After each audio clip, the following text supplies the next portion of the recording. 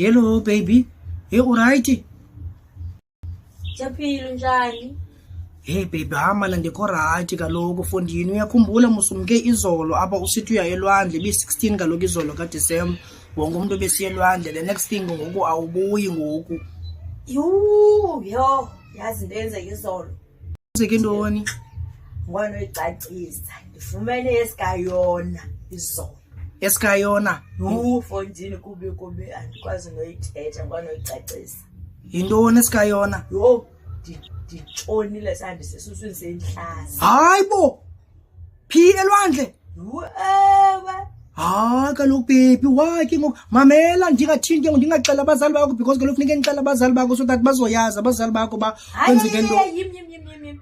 Ungaxeleli mntu, ungaxeleli nasekhaya. Yo, yamazi mama angakhala isijweli and ke babekhala bonke becimba abantu izobuya. Yazazi kaloku into zamantande ezizayo kuba funeke sitshonile lwandle. Otherwise ba uxelile ekhaya kuzawukhalwa ndingabuyi ke senhlala lapha phansi kamanzi. Ndithini ke ngoku? Hayi mamela ndithe kuwe ndisesuswini senhlanza ndithanga bangabala nditshone elwandle mna. Hey man, come. Yima uthini? Esikayona. Esikayona. Yakhumbula waginywa enhlanzi ngapha. Hey man, hayi man, kwenzeka ntoni baby? Esikayona inhlanzi. Yima yuthi khona senhlanzi ginya amanzi. Ifoni yami Baby. Yo. Baby.